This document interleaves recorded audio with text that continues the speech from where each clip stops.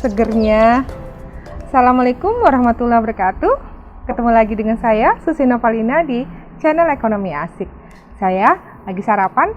Kalian sudah sarapan belum? Oke, saya ada di kafe dekat komplek rumah saya. Asik kan? Kali ini kita akan membahas tentang inflasi. Video ini adalah lanjutan dari inflasi bagian pertama. Sebelum kita membahas lebih lanjut, jangan lupa ya, subscribe, like, and share video saya supaya video ini lebih berkembang. Apa saja yang kita akan bicarakan di dalam video ini adalah jenis-jenis inflasi, perekonomian, dan tingkat penjualan yang tidak stabil di suatu negara rentan menimbulkan inflasi. Kondisi inflasi memicu suatu negara akan terjadinya krisis ekonomi mulai dari ringan sampai berat. Maka suatu negara harus mencoba untuk menghindari inflasi karena akan memunculkan masalah-masalah yang ada di suatu negara. Jenis-jenis inflasi yang kita akan bahas adalah berdasarkan tingkat keparahan, berdasarkan asalnya, cakupan pengaruh terhadap harga, dan berdasarkan sifatnya serta penyebabnya. Kita bahas sama-sama. Yang pertama adalah tentang tingkat keparahan. Tingkat keparahan terdiri dari inflasi ringan, sedang, berat, dan hiperinflasi atau inflasi sangat berat. Nah, yang pertama, inflasi ringan. Inflasi ini masih mudah untuk dikendalikan dan tidak memicu terlalu perekonomian terganggu. Di sini tingkatnya adalah 10% per tahun. Yang kedua adalah inflasi sedang, ini berkisar antara 10 sampai 30 per tahun, di mana inflasi ini sangat merugikan masyarakat yang mempunyai penghasilan tetap, tetapi belum mengganggu perekonomian suatu negara. Dan yang ketiga adalah inflasi berat. Inflasi berat ini sangat sudah memulai mengacaukan perekonomian suatu negara dan masyarakat tidak mau lagi menyimpan uang dalam bentuk tabungan karena bunganya jauh lebih rendah dibandingkan nilai inflasi. Dan yang terakhir adalah inflasi sangat berat atau hiperinflasi. Ini berkisar antara 10% ke atas dalam per tahun. Inflasi sangat berat ini sangat mengacaukan perekonomian suatu negara dan sulit untuk dikendalikan walaupun sudah dibuat suatu kebijakan moneter ataupun kebijakan fiskal. Jenis inflasi yang berikutnya adalah berdasarkan asalnya, yaitu inflasi dalam negeri, domestic inflation, dan inflasi dari luar negeri atau import inflation. Kita bahas satu-satu.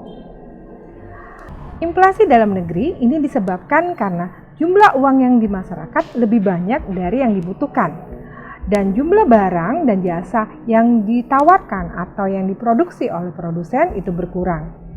Sedangkan jumlah permintaan dari masyarakat itu tetap. Dan yang ketiga adalah pemerintah membuat suatu penerapan sistem atau kebijakan sistem anggaran APBN-nya dalam bentuk anggaran defisit. Jika dalam bentuk defisit, maka pemerintah harus mencetak uang baru. Nah, mencetak uang baru ini akan menyebabkan jumlah uang beredar semakin banyak.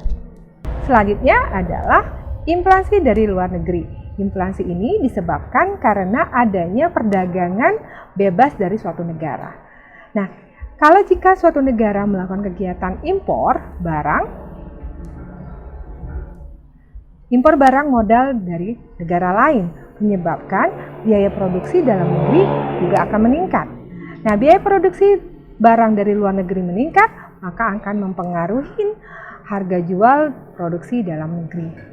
Dan yang terakhir adalah kenaikan tarif impor barang. Selanjutnya, jenis inflasi berdasarkan cakupan pengaruh terhadap harga. Itu ada 3, yaitu tertutup, terbuka, dan hiperinflasi. Jika inflasi tertutup adalah inflasi ada kenaikan harga, kenaikan dari harga dari satu atau dua barang. Kalau yang terbuka itu kenaikan harga di semua jenis barang. semua barang.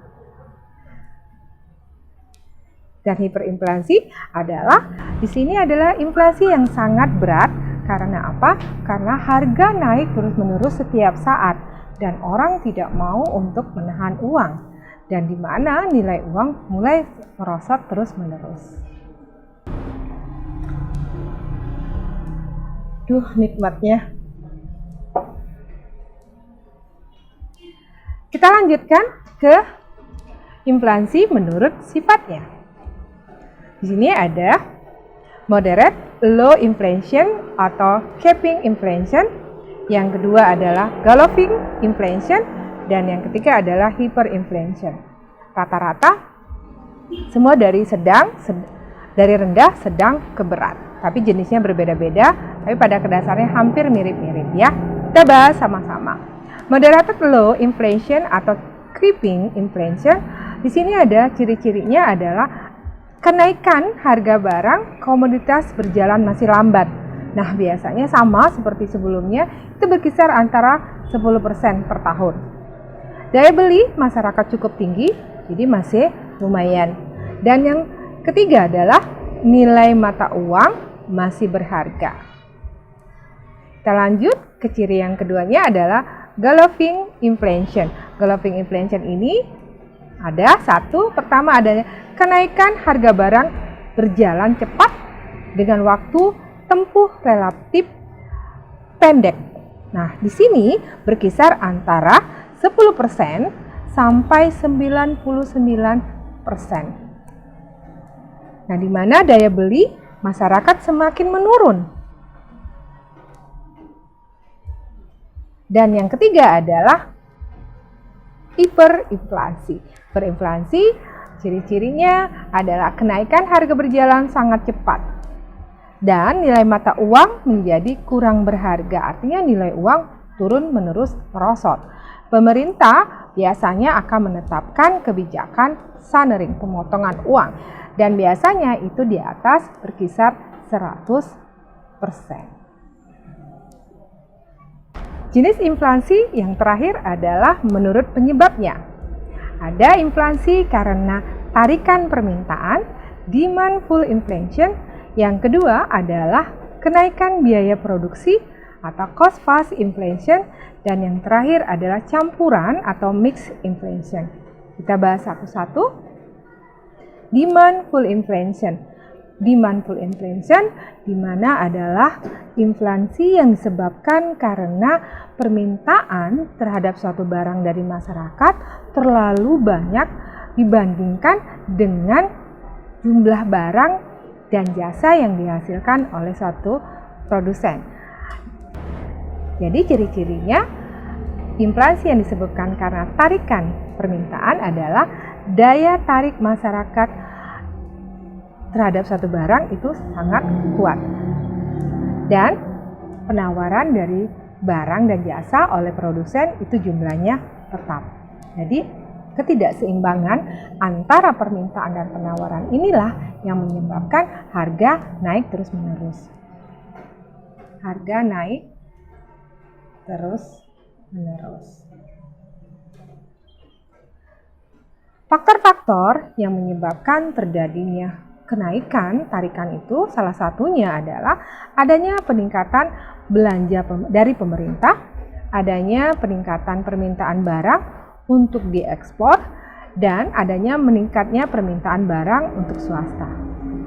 Inflasi ini bisa kita lihat dalam kurva inflation, tarikan permintaan. Kita perhatikan di sini.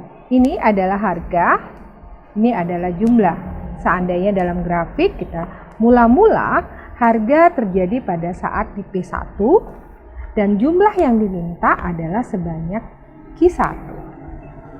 Karena adanya permintaan suatu barang itu semakin luas, dia berubah naik menjadi Q2,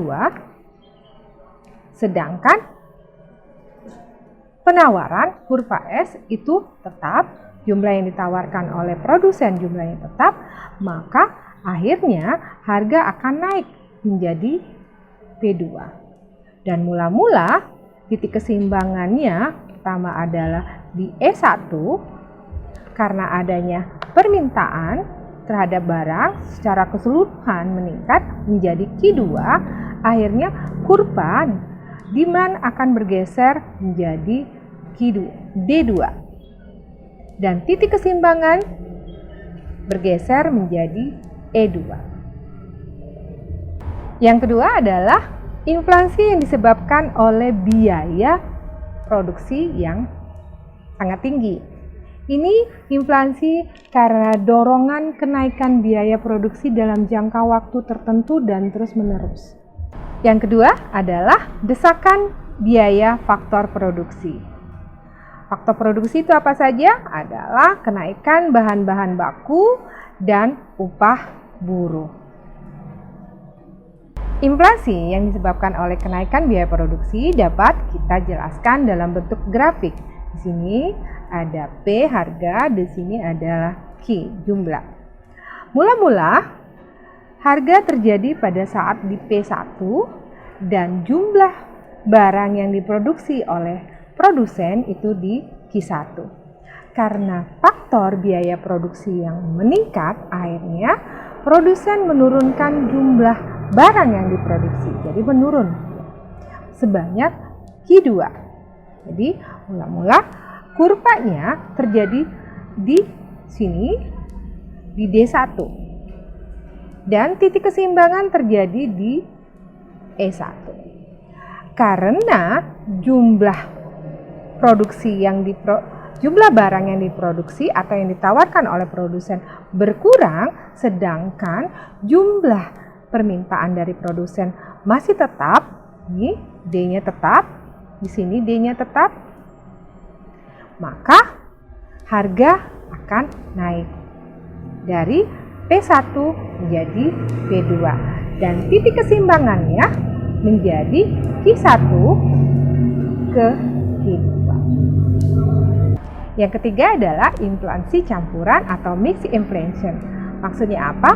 Adalah inflasi yang disebabkan karena adanya permintaan terlalu banyak. Di satu sisi penyediaan faktor-faktor produksi atau penyediaan barang dan jasa yang dilakukan oleh produsen berkurang atau tetap, maka terjadinya ketidakseimbangan antara penawaran dan permintaan dan harga akan naik terus-menerus. Dicampur lagi dengan keadaan di mana tidak ada barang pengganti atau barang substitusi, sehingga harga naik terus-menerus dan ini kondisi yang sangat tidak menguntungkan dan sangat sulit untuk dikendalikan. Sampai di sini dulu pembahasan kita. Inflasi kita akan bahas pada video berikutnya. Jangan lupa subscribe, like, and share video ini. Dah, assalamualaikum warahmatullahi wabarakatuh.